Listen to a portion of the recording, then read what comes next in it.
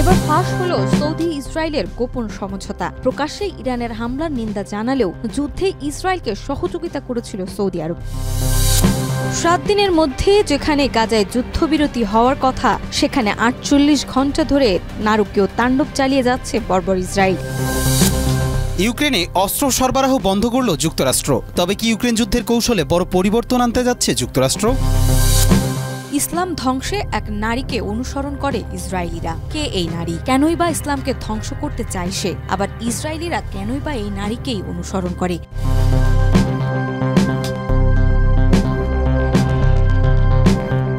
এবার ফাঁস হলো সৌদি ইসরায়েলের গোপন সমঝোতা। প্রকাশ্যে ইরানের হামলার নিন্দা জানালেও যুদ্ধে ইসরায়েলকে সহযোগিতা করেছিল সৌদি আরব। কিন্তু কেন সৌদি আরবের এই দ্বৈত নীতি? কোন স্বার্থই বা এবার কাজ করছিল এই নীতির পেছনে?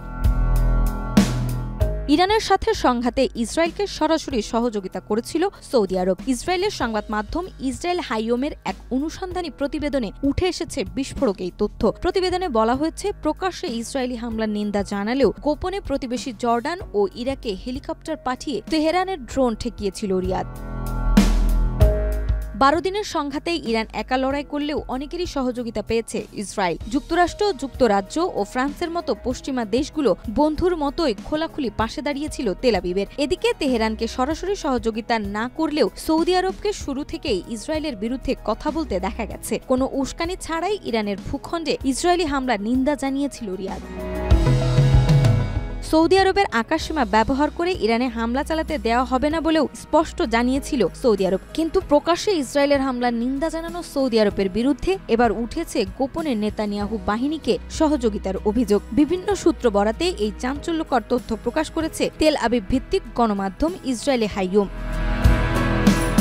তাদের এক অনুসন্ধানী প্রতিবেদনে বলা হয়েছে, ইসরায়েলকে লক্ষ্য করে ইরানের ছোড়া ড্রোন ঠেকিয়েছিল সৌদি আরবের বিমান বাহিনী। প্রতিবেশী জর্ডান, ইরাক ও নিজ দেশের আকাশসীমায় হেলিকপ্টার মোতায়েন করে এসব বিস্ফোরক বোঝাই চালকবিহীন আকাশযান ধ্বংস করেছে তারা। প্রতিবেদনে আরও বলা হয়েছে, আঞ্চলিক আকাশসীমার নিরাপত্তায় ইসরায়েলকে এই সহযোগিতা করেছে স্বয়ং সৌদি আরব নিজেই। এদিকে গাজায় 21 মাস ধরে বর্বরতা চললেও ইসরায়েল বিরোধী জোরালো অবস্থান নিতে ব্যর্থ হওয়ায় এখনও সমালোচনার মুখে পড়েছে সৌদি আরব। নাজমা, মাই টিভি। 7 দিনের মধ্যে যেখানে গাজায় যুদ্ধবিরতি হওয়ার কথা, সেখানে 48 ঘণ্টা ধরে নারকীয় তাণ্ডব চালিয়ে যাচ্ছে বর্বর ইসরায়েল। আর সেই তাণ্ডবে শত শত প্রাণ হচ্ছে বলি। কোথায় যুদ্ধবিরতি, কোথায় গাজাবাসীর শান্তি? তা শুধু কেবলই প্রশ্ন। নেই কোনো উত্তর, নেই কোনো পদক্ষেপ। ফিলিস্তিনের গাজায় গত 48 ঘণ্টায় নারকীয় তাণ্ডব চালিয়েছে ইসরায়েলি বাহিনী। বর্বরদের ভয়াবহ হামলায় প্রাণ হারিয়েছে অন্তত 300 জনের বেশি ফিলিস্তিনি। গাজা সরকারের মিডিয়া অফিসের তথ্য উদ্ধৃত করে এই তথ্য জানিয়েছে আল জাজিরা। গাজার স্বাস্থ্য মন্ত্রণালয় 3 জুন জানায়, কেবল গত 24 ঘণ্টায় ইসরায়েলি হামলায় অন্তত 118 জন নিহত এবং 581 জন আহত হয়েছেন। সরকারি মিডিয়া অফিস আরও জানায়, গত 2 দিনে ইসরায়েলি বাহিনী গাজায় অন্তত 26টি পৃথক গণহত্যা চালিয়েছে। এসব হামলা মূলত আশ্রয়কেন্দ্র, বাস্তুচ্যুত শিবির, বাজার ও ঘনবসতিপূর্ণ এলাকায় হয়েছে। নিহতদের মধ্যে 33 জন বিতর্কিত যুক্তরাষ্ট্র সমর্থিত গাজায় হিউম্যানিটেরিয়ান ফাউন্ডেশন GHF ত্রাণ কেন্দ্রে সহায়তার জন্য অপেক্ষমান ছিলেন। দক্ষিণ গাজার আল মাওয়াসি এলাকায় একটি ত্রাণ তাঁবুতে বিমান হামলায় 13 জনের মৃত্যু হয়। পশ্চিম গাজার মুস্তাফা হাফেজ স্কুলে আশ্রয় নেওয়া অবস্থায় 16 জন নিহত হন, যাদের বেশিরভাগই ছিল বাস্তুচ্যুত পরিবার। গাজা মিডিয়া অফিসের বিবৃতিতে বলা হয়, এসব হামলা মূলত সাধারণ নাগরিক, বিশেষ করে শিশু, নারী, বৃদ্ধ এবং খাবারের সন্ধানে ঘুরে বেড়ানো ক্ষুধার্তদের উপর চালানো হয়েছে। লক্ষ্য করা হয়েছে আশ্রয়স্থল, ঘরবাড়ি, বিশ্রামের জায়গা ও গুরুত্বপূর্ণ বেসামরিক অবকাঠামো। নাজমা, মাই টিভি। ইউক্রেনে অস্ত্র সরবরাহ বন্ধ করল যুক্তরাষ্ট্র। তবে কি ইউক্রেন যুদ্ধের কৌশলে বড় পরিবর্তন আনতে যাচ্ছে যুক্তরাষ্ট্র? রাশিয়ার সঙ্গে চলমান যুদ্ধে ইউক্রেনকে দেয়া সামরিক সহায়তায় বড়সড় পরিবর্তন এনেছে যুক্তরাষ্ট্র। হোয়াইট হাউস এক ঘোষণায় জানিয়েছে, যুক্তরাষ্ট্র সাময়িকভাবে কিয়েভে কিছু অস্ত্র সরবরাহ বন্ধ করেছে। হোয়াইট হাউসের মুখপাত্র আনা কেলি জানান, সামরিক সহযোগিতার নীতিমালা পুনর্মূল্যায়নের অংশ হিসেবে এবং আমেরিকার স্বার্থকে সর্বোচ্চ গুরুত্ব দিয়ে প্রতিরক্ষা বিভাগ এ সিদ্ধান্ত গ্রহণ করেছে। 2022 সালের ফেব্রুয়ারি থেকে ইউক্রেনের রাশিয়ায় পূর্ণমাত্রার আগ্রাসনের পর যুক্তরাষ্ট্র কয়েক বিলিয়ন ডলার মূল্যের অস্ত্র ও প্রতিরক্ষা সরঞ্জাম পাঠিয়েছে। তবে সাম্প্রতিক সিদ্ধান্ত ট্রাম্পপন্থী মহলের সেই উদ্বেগকেই দৃঢ় করে তুলেছে। মার্কিন সামরিক মজুদ এখন সংকটের মুখে। এখনো পর্যন্ত যুক্তরাষ্ট্র প্রকাশ করেনি কোন কোন অস্ত্র সরবরাহ বন্ধ করা হয়েছে। তবে রয়টার্স ও সিবিএস নিউজ জানায় সম্ভাব্যভাবে থেমে যাওয়া চালানের মধ্যে রয়েছে আকাশ প্রতিরক্ষা ব্যবস্থা ও নির্ভুল আঘাত হানতে সক্ষম ক্ষেপণাস্ত্র।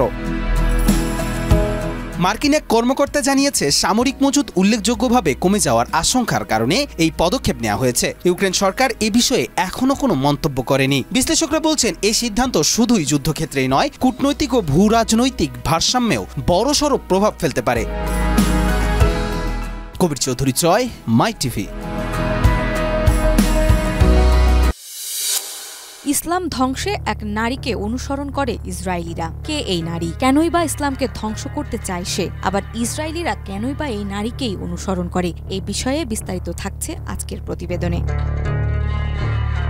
ইসলামের প্রসার রুখে দিতে এক ভয়ঙ্কর নারীর পথ আজও অনুসরণ করে ইসলাম বিদ্বেষীরা, বিশেষ করে ইসরায়েল। ইসলাম ধ্বংসের বহু পরিকল্পনার জন্ম হয়েছে তার হাত ধরে। ইতিহাস সাক্ষ্য দেয় ইসলামের যাত্রাপথে সবচেয়ে ভয়ঙ্কর প্রতিপক্ষদের একজন ছিলেন সেই নারী। তার ষড়যন্ত্র, বিদ্বেষ ও ঘৃণার ছায়া আজও স্পষ্টভাবে প্রতিফলিত হয় ইসলাম বিরোধী শক্তির নীল নকশায়। আর সেই নারী ছিলেন একজন প্রভাবশালী নাম উম্মে জামিল।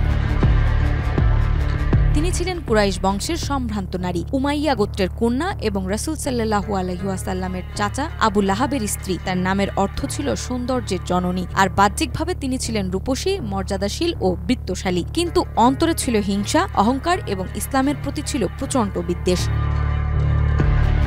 হযরত মুহাম্মদ সাল্লাল্লাহু আলাইহি সাল্লাম যখন তাওহীদের দাওয়াত নিয়ে সত্যের আলো ছড়াতে শুরু করেন, তখন উম্মে জামিল হয়ে ওঠেন মহা অন্ধকার। রাসূল সাল্লাল্লাহু আলাইহি ওয়াসাল্লামকে নিয়ে গুজব রটানো, খাদিজা রাদিয়াল্লাহু তাআলা আনহুর মতো সম্মানিত নারীর বিরুদ্ধে অপবাদ ছড়ানো, এমনকি ইসলামের বিরুদ্ধে প্রচারণায় তিনি ব্যয় করতেন বিপুল অর্থ। সাহাবীদেরকে ভয় দেখানো এবং সর্বশেষ রাসূল সাল্লাল্লাহু আলাইহি ওয়াসাল্লামকে হত্যার পরিকল্পনা করেন তিনি। এই ষড়যন্ত্রে তার সঙ্গে ছিলেন স্বামী আবু লাহাব।